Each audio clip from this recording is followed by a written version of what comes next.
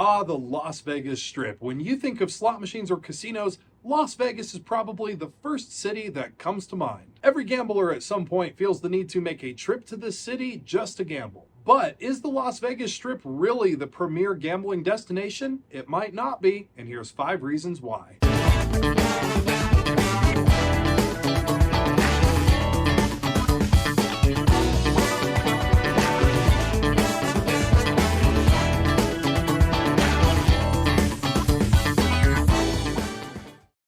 Welcome back, everybody, to the Cowboy Slot Channel, where we bring you experienced advice from years of working in the casinos, tips, reviews, and so much more. Please be sure to like this video, subscribe to our channel, and hit that bell to stay notified for when we come out with future episodes. Recently, Mark and myself took a road trip across Nevada to various small cities and various smaller casinos along the way. When we reached our final destination of Las Vegas, we had this really in-depth discussion about this topic and felt the need to make a video on it. Now, both of us on this channel are Las Vegas regulars. We visit Las Vegas casinos. We also visit various other smaller casinos around the country. But recently, we had this epiphany moment that maybe Las Vegas has changed too much and has maybe lost its crown as the primary gambling destination. So in this video today, we're going to go over our 5 reasons on why this might be. But first, we want to hear from you, so leave your comments down below about your local casino, where it's at, and what your thoughts are on it. And who knows, maybe your local casino will pop up on our radar as a place to visit. So let's rope it in and get started with our 5 reasons on why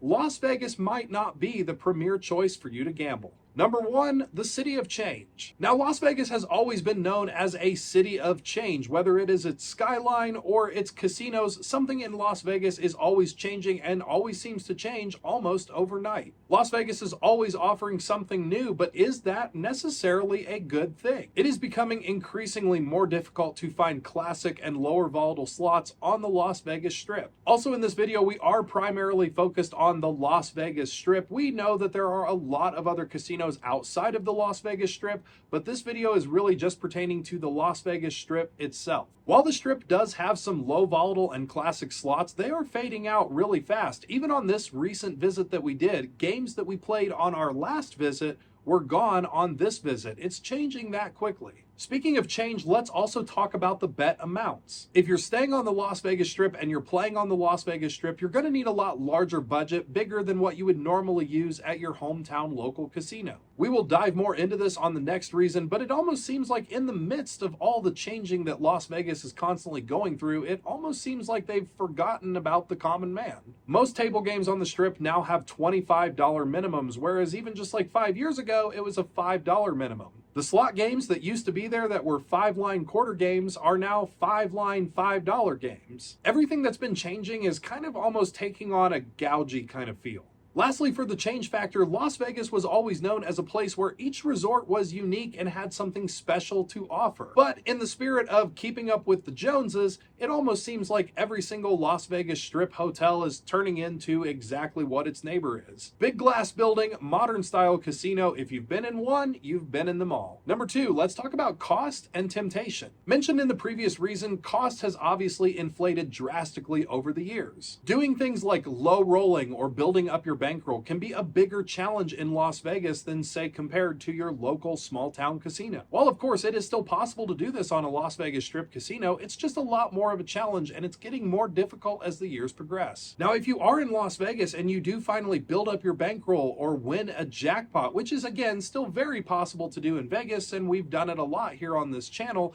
but now you have this temptation factor. You're in an area now where you are surrounded by much higher bet amounts and a lot more games to play. Coupled with the fact that you might have flown in or don't have a car to leave the Strip, you're now almost trapped in this place, and most people have an issue of losing control of their budget and continuing to play when they really shouldn't be playing. If you are traveling to Las Vegas, again, we highly recommend carrying with you a cash lockbox, which we will put in the video description down below if you are interested in one of those. It is one more barrier to help you from going tilt and spending a lot more money than you should, especially in a city like Las Vegas that has so much temptation around you. Number 3 reason, Vegas really does overshadow the greater world of possibilities that other casinos outside of Las Vegas offer. When we took this road trip, we encountered so many cool casinos and cool little places along the way and got to meet some great and fantastic people. And it made me remember a couple of things. My biggest jackpot ever of my entire life was one in Indianapolis, Indiana. The most fun and entertaining time that I've ever had at any casino was at Club 93 in Jackpot, Nevada. The most jackpots that I have consistently won over any casino visit and still holds the record for the most jackpots I've ever won is the Shoshone Rose Casino in Lander, Wyoming. One day of W2Gs at the Shoshone Rose versus one day of W2Gs in Las Vegas.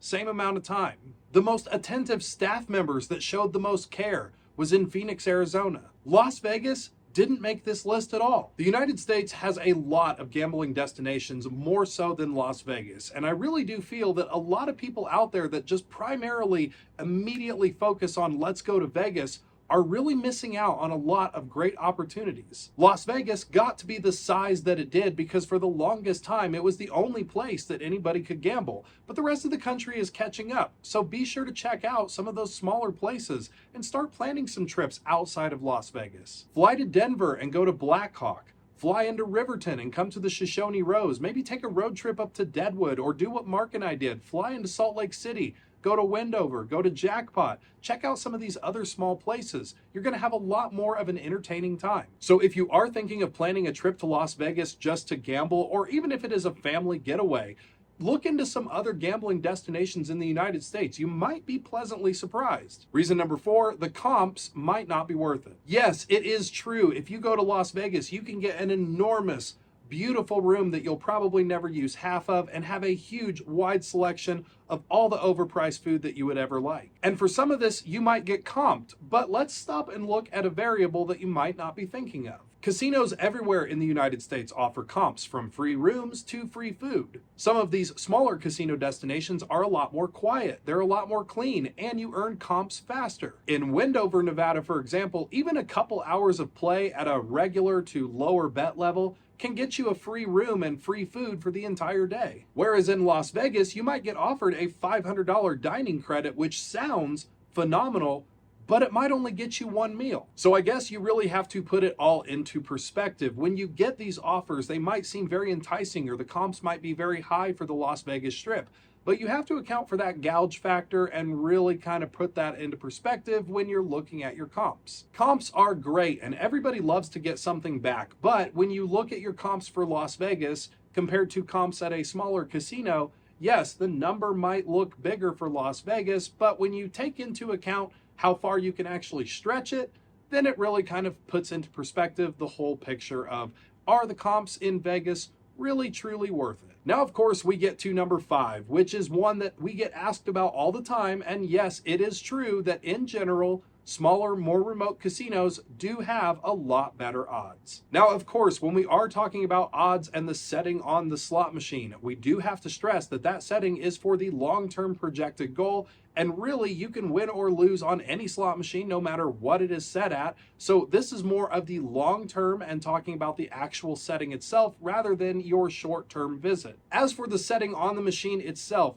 in general, it is true that smaller properties are going to have a lot better odds, and that setting is going to be a lot better on the slot machine, and here are the reasons why that is. Casinos that are in more remote or smaller locations have to rely on the residents of that area and the continuation of people coming back. They don't have the massive flow of tourists that come through their area. So it is very important for them to keep those people that live there, or the people that are around there and come to the casino on a regular basis. It's important for those people to stay happy because they don't have that massive flow of traffic coming into them. Now, again, it is very important to stress that even though the odds and the setting might be set better than, say, the Las Vegas Strip, it does not guarantee you a win, and it might not show anything in the short-term visit. However, if you are a resident of the area, or if you come to a casino property frequently, you will eventually start to feel that payback percentage setting. Smaller casinos are also a lot more in tune with their guests and like to listen to what their regular guests actually like. Meaning, at a smaller facility, you have a better chance of, say, a game recommendation that you would like to see on the floor actually happening. Overall, smaller casinos that are off the Las Vegas Strip, outside of Nevada or outside of Las Vegas, tend to give people an overall better experience depending on what their tastes are. Now, obviously, everybody has their preference. Some people just like the hustle and bustle and feel of Las Vegas, which is perfectly fine. Everybody has their own opinions and their own likes and dislikes. As for us here and me personally, I always find myself after a Las Vegas trip really missing my hometown casino and really missing those experiences and those memories of those smaller outside of Las Vegas casinos. So if you're a gambler that likes to travel, take a little bit of the path less traveled and check out some casino destinations across the United States that are outside of Las Vegas. Leave your comments down below on your local casino, what casinos you like, what casinos you don't like. We would love to hear it. Thanks again, everybody, for watching. We'll see you on the next one. Thanks so much for watching. Check out these other videos and be sure to subscribe to the channel for more slot tips. It's always free. Visit ropethejackpot.com for free guides and a whole lot more. Catch you on the next episode.